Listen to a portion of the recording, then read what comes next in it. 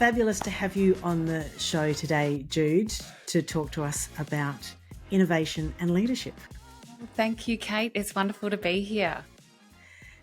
I am really excited about this conversation because I think innovation is just so critically important for leaders to get their head around, and a little bit scary. But I'd love to hear a bit about your story about innovation because I have seen you perform on stage many a time with State Theatre Company. So you're an actor and you now work in this extraordinary space in Carclew and elsewhere, doing exciting, innovative things. Can you just give us a bit of a background of how you got from there to here? Yes, of course. I love my journey. It's mine, so I get to live it and breathe it, I did start as an actor. I immediately came out of uni and started an all-female theatre company, which I then ran with those individuals for 12 years before stepping away. And at the same time, I was a professional main stage actor, yes, lots of times with State Theatre and also nationally and internationally. And then my dear colleagues, Sam Hurren and Daniel Kerner, they started a creative technology company that's, I think, a really great, South Australian but Australian success story. They punch well above their weight for a really small team. But I became hooked on their business. Essentially, they started asking me to come and train a kind of uncanny valley AI robot to talk. So I was performing After Dinner by Andrew Bevell at State Theatre Company during the day and night.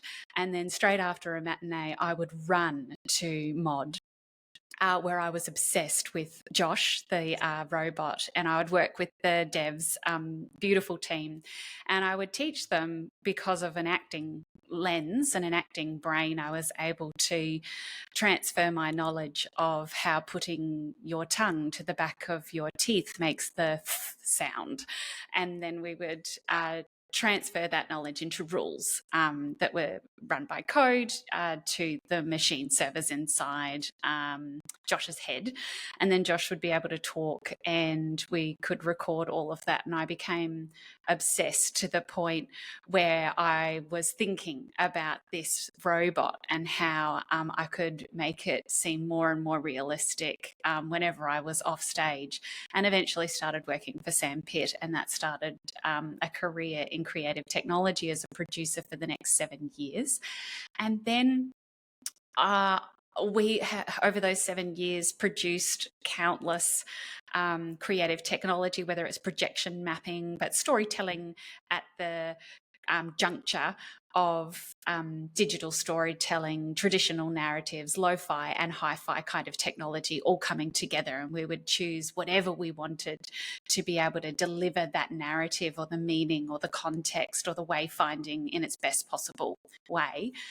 And then after Sam Pitt, I joined Carclew, where I am today as producer, and I'm loving a new adventure here into youth arts and giving back to young people and their careers and their journeys. And at the same time, I've also, in the last 2 years, joined the board of State Theatre Company when I chose to hang up my hat and no longer tread the boards myself. I was really fortunate enough to join the board and serve the board as a way of keeping in contact with an institution that I dearly love and that gave me so much of my career, and now I can give back. So I also do some volunteering, and I sit on their foundation committee as well, and that's what keeps me busy. Wow. So you've done an enormous amount.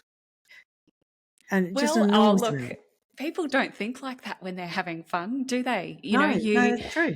You sniff around and you follow what interests you, and you continue to seek out the ideas that are the most exciting and the most interesting.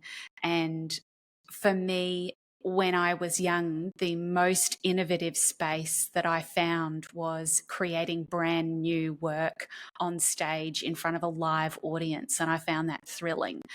At some point, I had started to at some point I started to have a conversation with myself that was about the immediacy of live theatre, but what about the long-term permanency of digital narratives, and that instead of working and breaking my back for months and months of rehearsal to only present something in the fleetingness of theatre, which is also its joy and its wonder and its specialness, that it is fleeting. You share that with someone on that one night.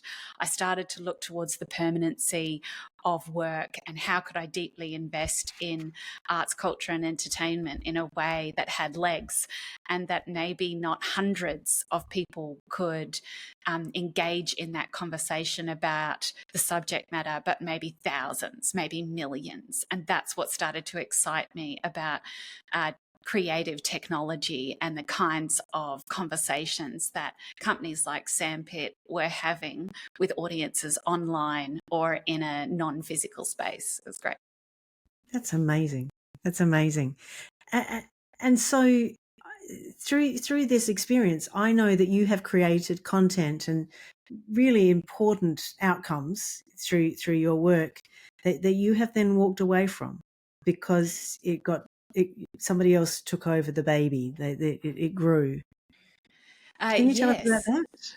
that? Yes, Kate, you're going to have to remind me of which story I told you. Oh, I'm just trying to remember. It was a big piece of work, and it might have been Sandpit. Oh, yes. Yeah. I had, yes. So probably one of the most incredible experiences at Sandpit was working on a piece that is still rolling and unfolding today. It's I worked on the project for about 3 years, but it was a wonderful project that is part of a brand new national park in the Flinders Ranges. And what was found on this piece of land that was owned by a pastoralist was Ediacaran fossils that date back 550 million years ago. And those fossils, the only other place that you could see fossils that old, which is basically the dawn of animals as we know it, is in Russia. So as limiting as that is, when you only have two places, it also makes it incredibly remarkable. We had an incredible team. So the Department of Environment and Water engaged us at Sandpit with the leading paleontologist globally on the project, Dr. Mary Droser. And we worked with her incredibly closely and her team to understand what it might look like in a visual effects and animation story timeline if we brought those animals that were 550 million years old back to life. Because nobody's ever seen them, you can't explain to someone what they might look like. Because you only have static fossils to go by, you can't quite understand how they move. But with Mary's team, we started to learn from her the tools that they use to understand and verify and evaluate what they might have done with the greatest amount of accuracy that science can give us in today's time, which, as we know, science changes over time when we learn new things and our tools evolve to measure or evaluate the objects that we have in front of us. So we took these amazing fossils. Sorry, I'll start that again. So we took these amazing fossils and these records with Professor Mary Droser, and we understood about 5 of them as a selection. We might tell their stories. For one of them, it was the dawn of sexual reproduction, which felt a little racy to tell. But what we were able to do was lift a 9-metre fossil bed from the site, which is again unheard of. Most museums would put a fossil like that behind glass, would not let anybody touch it. But instead, the 9-metre fossil bed was lifted and put inside an old workers' cottage on the site, the blacksmith building. And we basically projection mapped with 6 large projectors. We mapped the entire bed, and then we worked with an incredible visual effects company, Model Farm, and we recreated the entire story of these animals, how they were washed ashore, how they lived within the pond scum, the algae, and thrived essentially for a period of time before being potentially dumped by sand or this enormous storm. And the 20-minute animation of that is displayed at the moment, but it is the jewel of the crown of the World Heritage bid that's currently underway.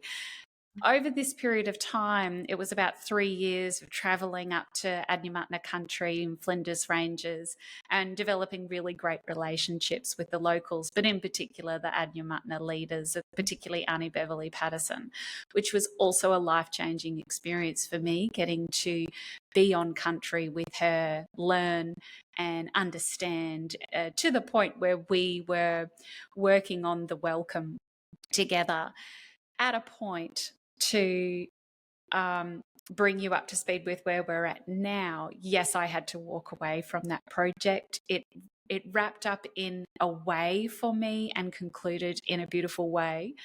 And I stepped over into Karklu. But as it continues to unfold, I can see there's a brand new welcome to country that has been recorded for this amazing experience. I was able to step in and help, and it was really gracious of Sandpit and of the Department of Environment and Water to invite me back into that space, having officially left it.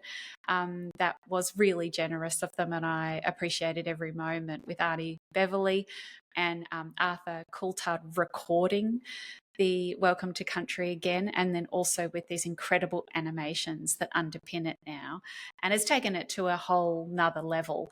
I'll be travelling up in November to see it, but this time as a punter, as someone on the outside. And I'm incredibly grateful to have been involved. It's one of those projects where it doesn't make sense on paper. The money to do it didn't make sense. It shouldn't have been possible. You are putting some of the most delicate, high-tech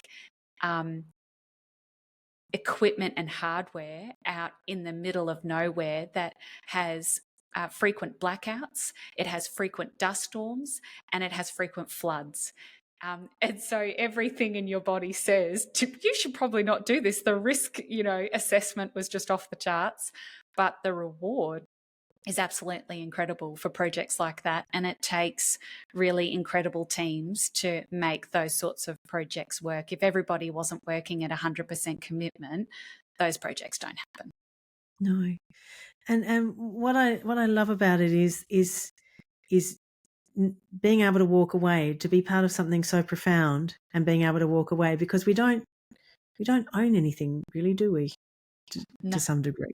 No, of course. And I think that's the wonderful thing about creating works of scale for the public, is that really they are owned by the public. At the end of the day, it is the absolute mission and reason why you're creating something, whether it's a artwork, whether it is storytelling, or whether it's a bridge.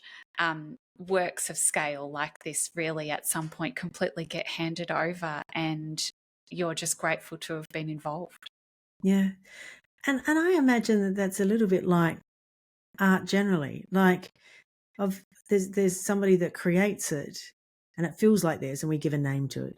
William Shakespeare wrote whatever, but it gets interpreted in multiple ways. There's not one right way to do things, and that's why I think it's a joy to recognize we don't own things, because it gives us freedom. Yeah, absolutely. And that's why there's the phenomenon, I think, of multiple ideas that are quite similar in nature. We see in history that those ideas pop up in multiple places around the world simultaneously, because within our collective progress of either thinking scientifically about something or thinking creatively. We go through these really long cycles as a society, in terms of a local society with a nation, or a global society on in the world stage. We're often battling similar things, and they tend to pop up in these cycles where you understand we don't own the idea, we don't have the moment of the aha moment all by ourselves. Usually they are from months, if not years, or generations of thinking that get us to that point. Yeah. Oh, that is so true. That is so true. And it's a gift. So innovation is a gift. Absolutely. Absolutely. Innovation is a huge gift. I don't think we could have thought it was possible even 10 years ago to do the project that I mentioned before up on Ediacaran country. Just the hardware alone wasn't robust enough. The software systems to be able to self-monitor and shut down gracefully across that many different kinds of software and hardware weren't really at the stage where it would have been robust and viable to put out in the middle of nowhere. And each time we make these technological leaps, we are making leaps of faith as well, in trusting that something's going to work the way it will. But we have to take that risk within the bounds of reason, to be able to see and push ourselves where we can go. But at the end of the day, all I learn is that innovation, excitement, the desire to do better, the desire to think about something differently actually just comes down to people. And I have been so lucky.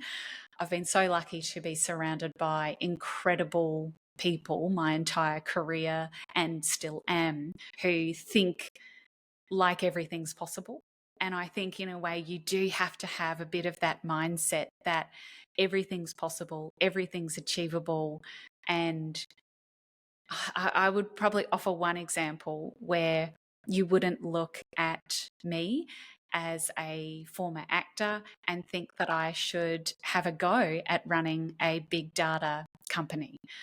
But when I was working at Sandpit, my incredible bosses, we worked on a scalable service as a software product that was using big data to gain insights on behaviours for the visitor economy. But essentially, I was really interested in the arts, tourism, culture, and getting more and more leverage on what people are doing, where people are going, how long are they staying, how much are they spending, so that we could really start to leverage the value of the arts in the conversations that we have with our leaders. And my brilliant colleagues and bosses essentially gave me the CEO position and said, run with it. And I absolutely did. And we secured the funding.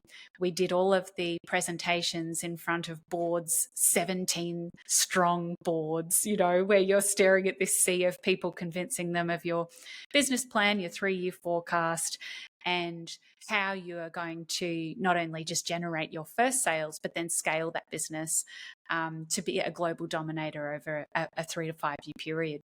And I absolutely loved every single minute of that experience. And while the company did have its first customer, which was incredible, and we absolutely went hell for leather and received funding to create the pilot, we eventually folded, and we didn't continue on with the company because the federal government is rolling out a subsidised version of the product. And in a way, I was devastated that company didn't work. I had this longing for this opportunity, and I could see the pilot working. The devs had made this incredible back end. And while I was devastated that it all fell apart, we absolutely couldn't compete against a subsidized competitor, essentially. I was also incredibly grateful for the experience in terms of everybody that I worked with in the startup industry. I realized that most of them who were seasoned professionals didn't get as far as I'd been able to get, and that I was incredibly fortunate. And that's how tough the startup industry is. I was also incredibly grateful to be validated for the idea and that I wasn't absolutely crazy. Like sometimes I thought I was at 11 p.m. at night lying in my bed going, who the hell do I think I am? So the entire thing, I think, is a kind of mindset where you have to say to yourself, what if, which is very kind of goes right back to my kind of acting roots of like half the drama games you play are what if. And then really all you're doing is working backwards from the detail and logistics and the risk appetite that you're prepared to have. But I think that's a fantastic story. I mean, yes, you were involved. You got it so far, and then kudos to you. It gets picked up by the federal government, and they do their own thing. But you created that, so there was a prototype for them to go to work with. Is that how it worked? Did they? We absolutely love that the prototype is, yes, that pilot is out there in the world, and whether or not the federal government saw that prototype or not will never be probably open to me. But the company that we were working with for the data is the same company as that's working with the federal government. So it's highly likely, but they're the sorts of things that I don't think the federal government will share with me. And to be honest, as such a small player, doing something of scale like that is a remarkable opportunity. And I had global business leaders pour through our 3-year business model and validate it and hold it up to their highest standards, which was such a fantastic opportunity. That's fantastic. It's what I'm hearing is yes, there was risk and all those things, and I work in a world where I can work with leaders who are terrified of change and you don't fix what's not broken. And yet there's lots of examples around the world of people who don't leap when they need to leap. And the fear, I mean, there must have been fear associated with taking risks that you were taking and people allowing, giving you authority to do all these wonderful things. There must have been fear, but you did it anyway. Yeah, that's a really good question. Fear. I think of fear. Gosh, that's a really good question. I think I used to say when I was younger that when I was an actor, if I wasn't scared, if I wasn't a little bit scared, then it wasn't worth doing. So maybe that's a personality thing. I don't know if everybody felt like that.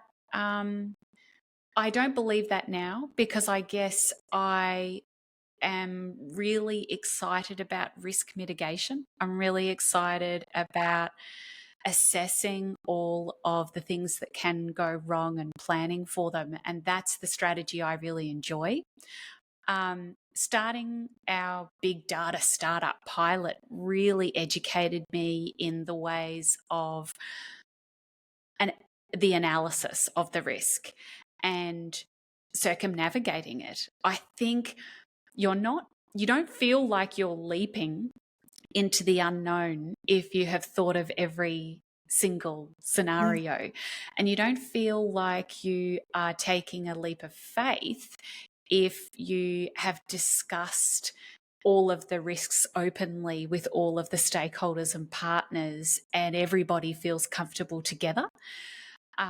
Calculated risk is a really healthy, excellent way of moving through uncomfortable spots where you've just got to identify what is that thing that's in the pit of my stomach that is making me feel a bit funny about this. And instead of ignoring it, let's zone in on it. Let's address it. And that's the best part. That's the juicy bit that I like unpacking, of going, hang on, this feels like it's got hairs on it. How do we identify them, mitigate them, and improve on success?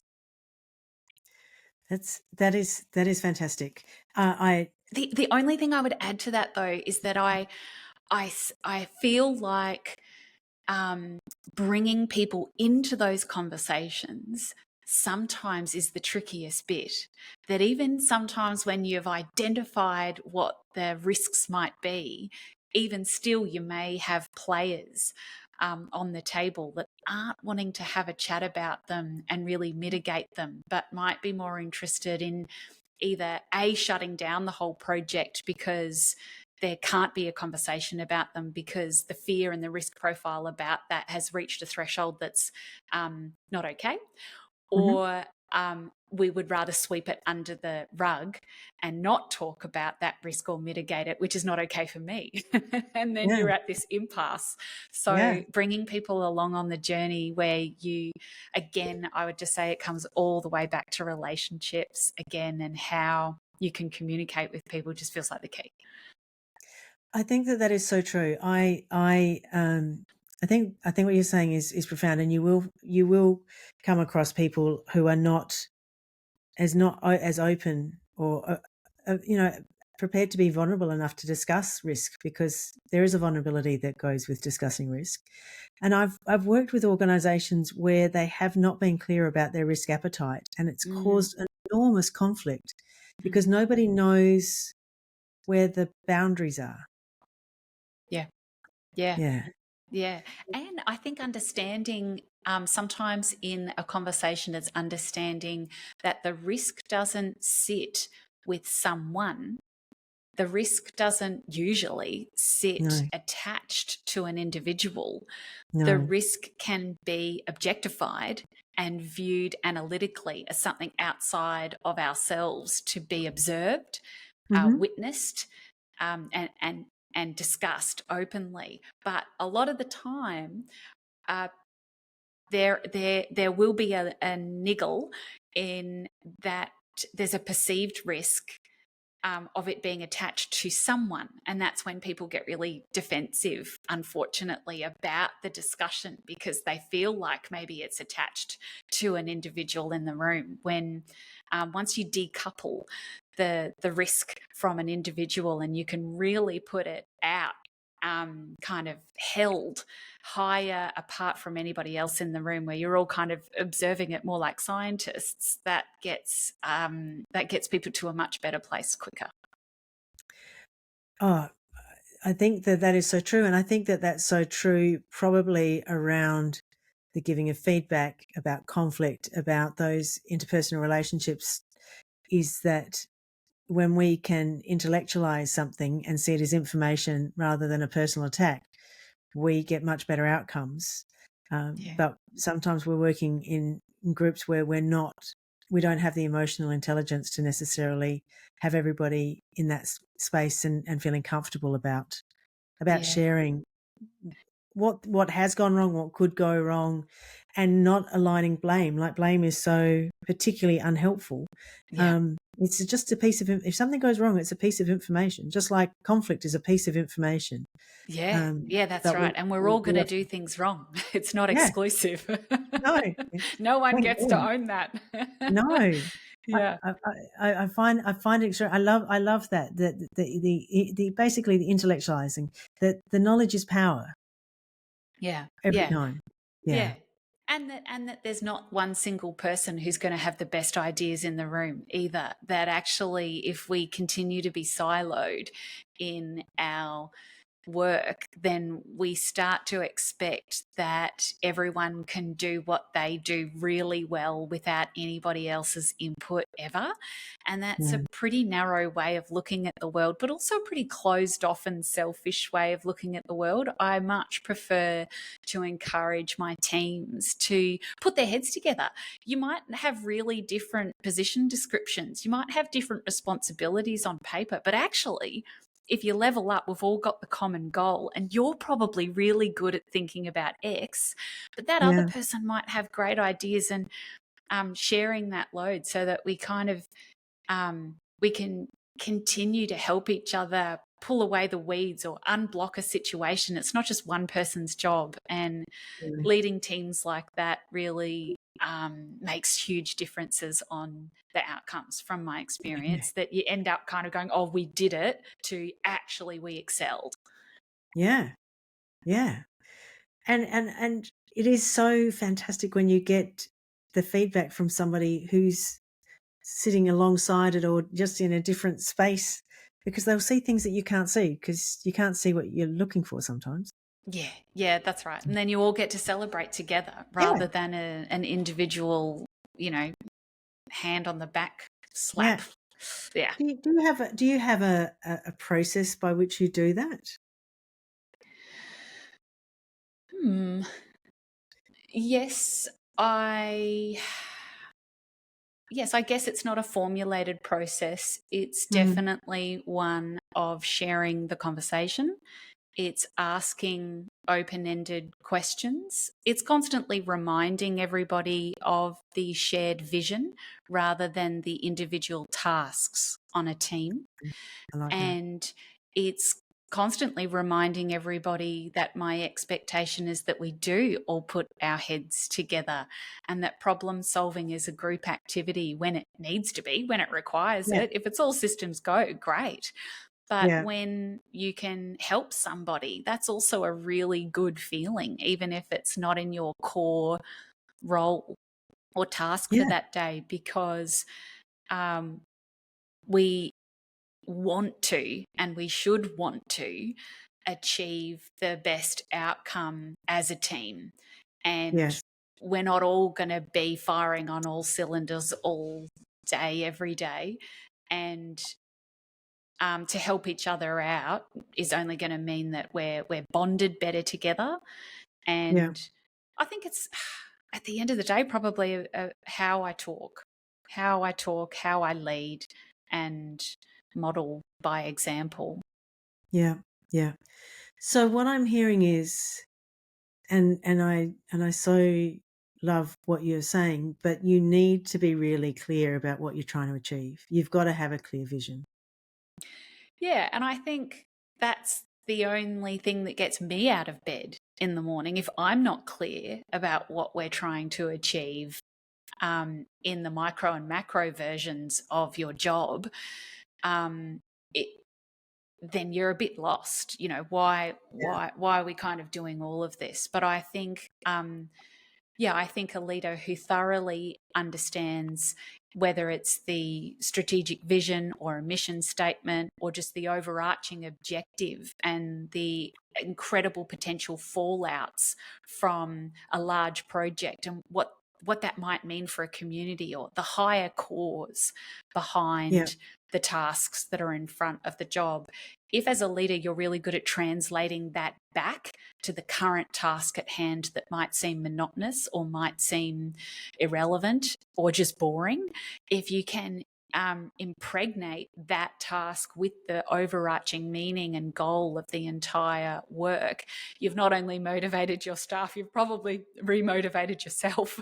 So Oh, yeah. True. yeah, and you kind of continue that momentum going for your team to strive for that next goal, because we're getting closer. Yes. Yes. And there's joy in that. There's There's so much joy in joy that, in it. yeah. And I mean, I think at Sandpit, I was very much motivated by the technological excellence and the execution, but also of the impact that it would have on the audiences that attended either the museum Yeah. or the gallery or whatever it wherever we were working. And at Yeah. Carclew, it is so much more of a youth arts and community focus of lifting up the entire community, which also means you've got to lift up your staff and bring them along on the journey with you, which is a Yeah. super rewarding aspect of reminding people of the why. Yes. Yes. Yes. The why. I can't tell you how many times I have drawn on a whiteboard, sort of like just a little half circle with some arrows going into it saying, where are we going? And so many leaders cannot always tell you what they're trying to achieve. So Yeah. kudos to you because you're very clear. Yes, as I said, if I can't be, I don't understand why I'm there, and I basically always need to know. Yeah, yeah. Well, and we love clarity. I mean, we saw that during Yeah. COVID. We hated the uncertainty. Oh, We that's love right. clarity, and Yeah. we live in a world where clarity is a bit tricky because it keeps changing every 2 seconds. Yeah, So that's right. The most of the themes that rise to the top for some of our young people at Carclew, but also for adults when we look at conferences around the yeah, world, the theme uncertain futures just keeps coming up and keep coming up as one of the areas that as part of our collective psyche we're really unsettled by. We're really not okay yeah. with these uncertain futures across climate change, across the Sorry, that could keep have been going. me. Oh no, it was me. It's not meant to ring. It's on Do Not Disturb. Tom will be editing this bit. Yeah, that's right. Yeah, Yeah, I mean, yes, I'll just repeat that bit again. The themes that come up at Carclew for our young people and globally at conferences, the theme is uncertain futures, and it keeps popping up, and we are deeply uncomfortable with the uncertain future of the climate and then also our political environment, food insecurity. We've really come out the other side of COVID with, ironically, very clear concerns. yeah, And our clear concern is around uncertainty. yeah, Yeah, and having that North Star and that hope. I think, again, so much of it comes back to our capacity to create as humans and yeah. how creating also can heal. So we continue to do these activities in all sorts of our lives to continue to try and understand ourselves and Yes, the environment we're in. that is fantastic. Jude, this has been a wonderful conversation, and I think it's a good time to close it up there with the reference to hope, because hope is so important, and we are living in uncertain times. But I also feel that that despite all of the stresses and the uncertainty, we have upcoming generations which have got extraordinary courage and goodwill and fire in their bellies, and I'm excited for them because I think we need them to have all of those things to help us through this next stage.